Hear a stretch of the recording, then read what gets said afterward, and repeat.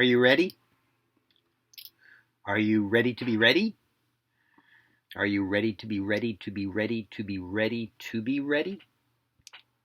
The theater is coming back. It's time to change your story. This is Arnold Mangioli for Grateful, Ready, Open, Willing. We're doing this YouTube channel thing. My logo is backwards. It's got to do with the camera thing, or maybe I'm backwards.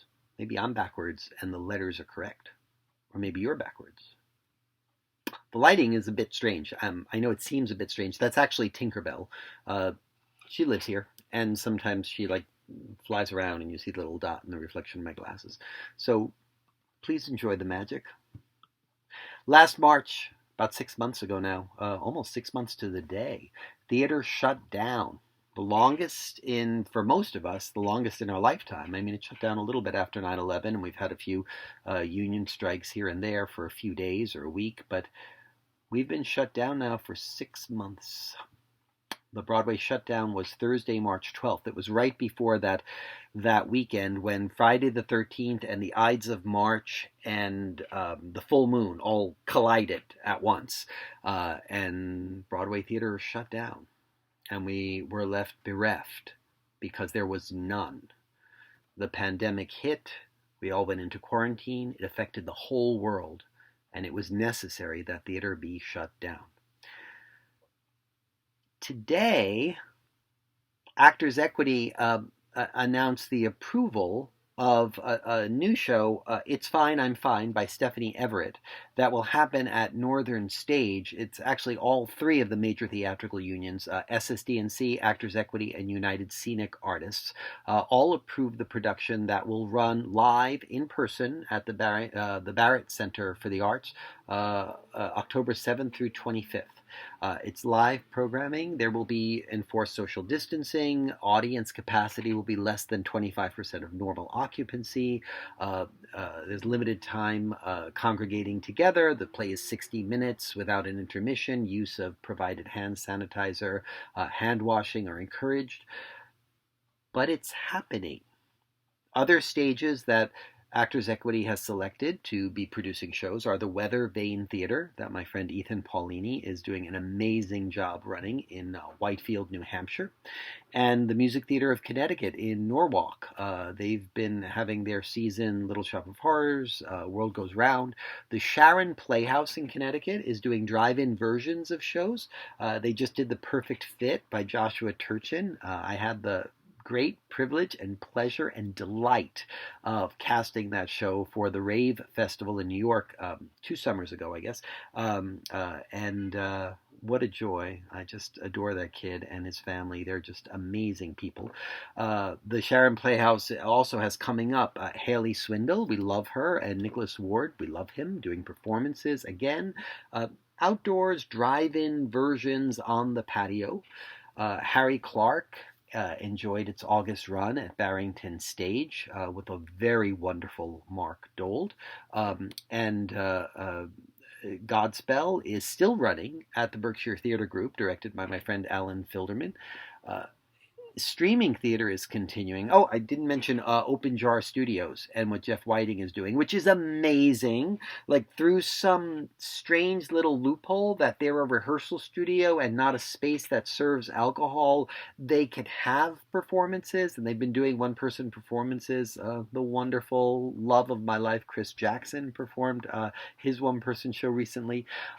Streaming theater continues. Seth Rudetsky's Stars in the House. How much do we love Seth Rudetsky? He has been doing Stars in the House virtually every night since the shutdown began for 9 months now. MCC Miscast did such an incredible job just this week, a few days ago, with their Miscast benefit online performance. Heather Headley singing The Sun Will Rise from Lion King. Oh my God, little hairs on the back of my neck stand up just thinking about that performance. She's so amazing. It was such a joy to see so many performers we love. Uh, More streaming theater, you can go to playbill.com, and they actually have a little section now, a schedule of upcoming and current free live stream broadcasts of theater. And they list this week the B-side at the Wooster Group through September 21st, Romeo and Juliet on Shakespeare Globe's YouTube channel through September 28th, Broadway and the Bard, an evening of Shakespeare in song by the wonderful Len Cariou on the Actors Fund YouTube channel through early October. My Beautiful Laundrette is coming in from the UK, the play version of the film.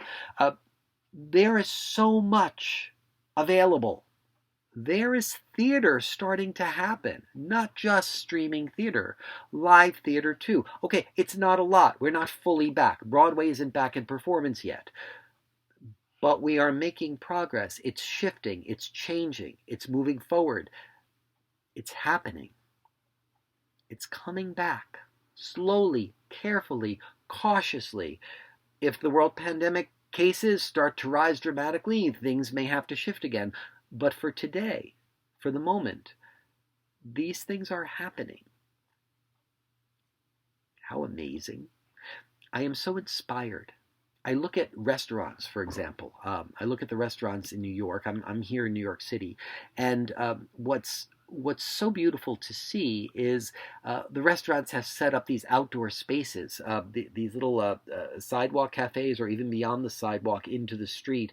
They've put up these sort of half-wall window boxes with flowers and plants, and made it very pretty, colorful awnings, and each restaurant has its tables outside, and they're next to each other, and there are streets filled with colored awnings and people eating and drinking and enjoying themselves and being out together for a little bit. And it's really been so inspiring to watch. And I look at it and I think, well, these restaurants are operating at 25% of capacity. They can't possibly be making the income that they would make in normal times, or were making back in February and March.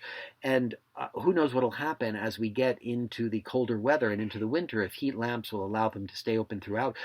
But there's such great beauty to it, particularly, not just in how it looks and the vibe of it, and how it suddenly New York feels more like Paris or Athens or towns in Italy, where you just see all of the outdoor restaurants along the streets. More than that, it's the willingness for them to do what they're doing, to do this thing they love, this thing they want to do, to keep running, to keep operating, even at 25% capacity, even not at full capacity, not making all the money they hope to make or could make or hope they will make again.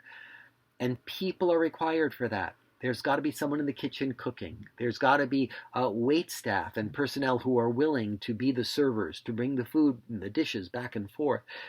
And these people are showing up for their lives in such a wonderful way, just as we in the theater are showing up for our lives and doing the theater that's available to do. The schools are reopening, coming back. I've already started my classes at NYU. We had our second class already this week. The grammar schools, I think, in New York are opening officially next week.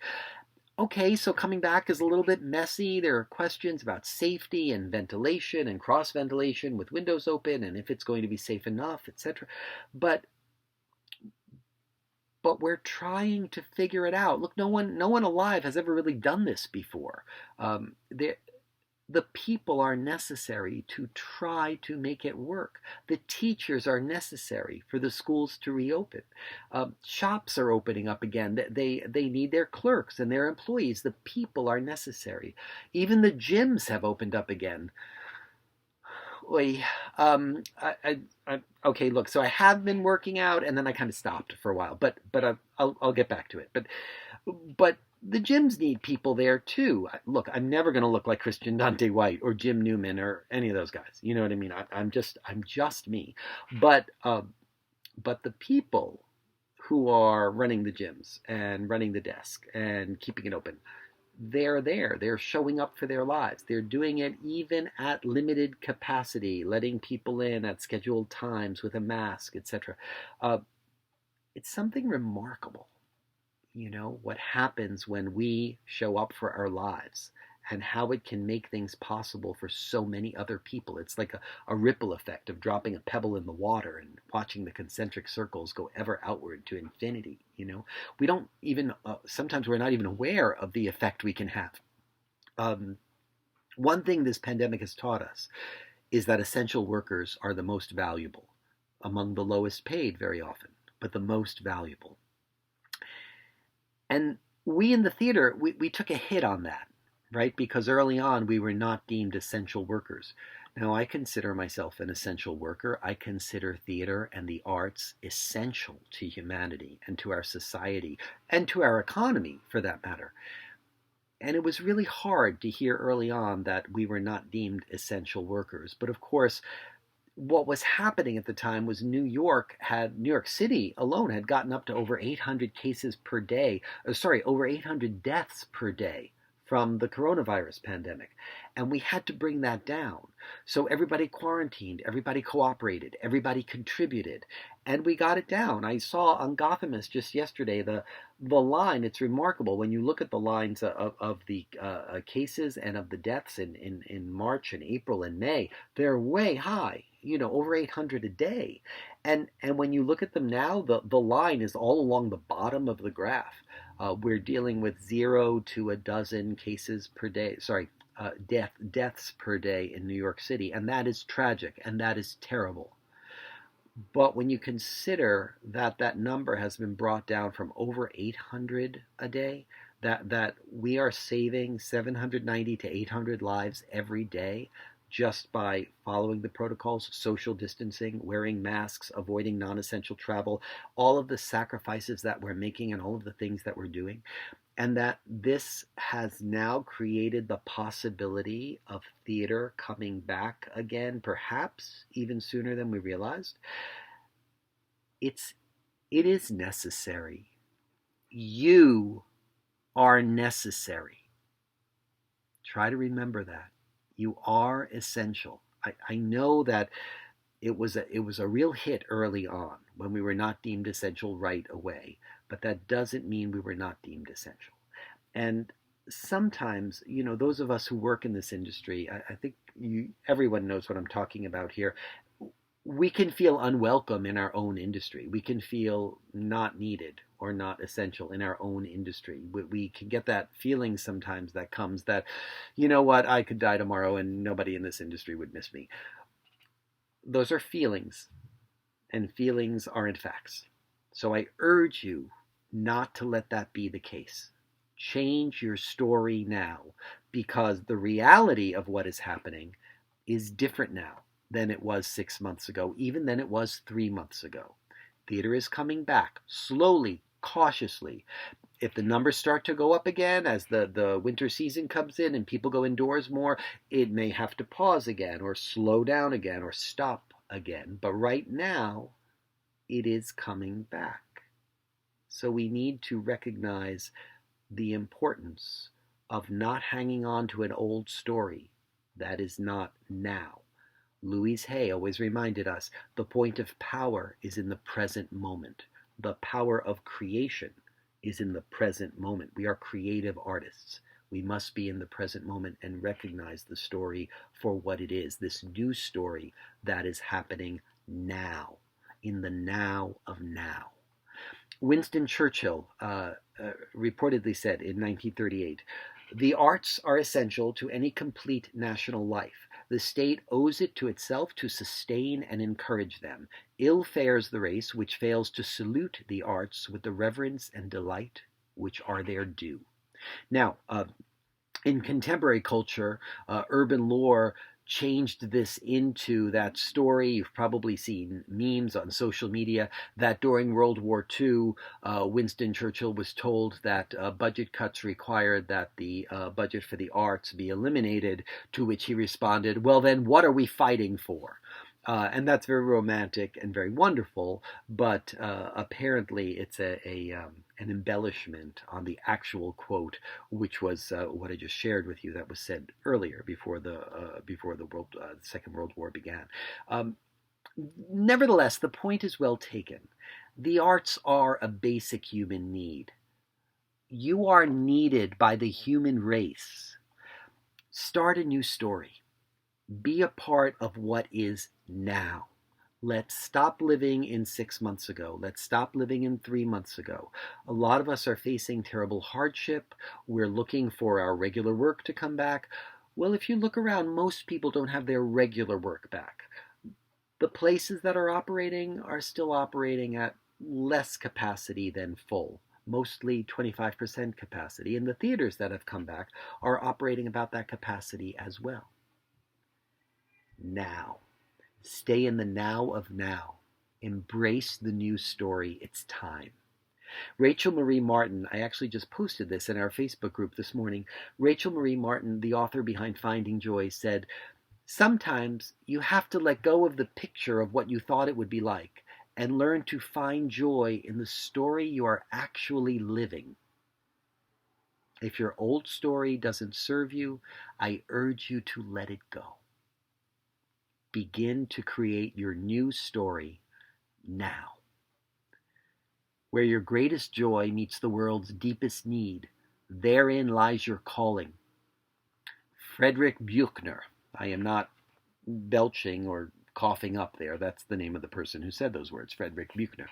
Where your greatest joy meets the world's deepest need, therein lies your calling. So please, consider yourself called. How will you answer the call? What will you create? I'm looking forward to it.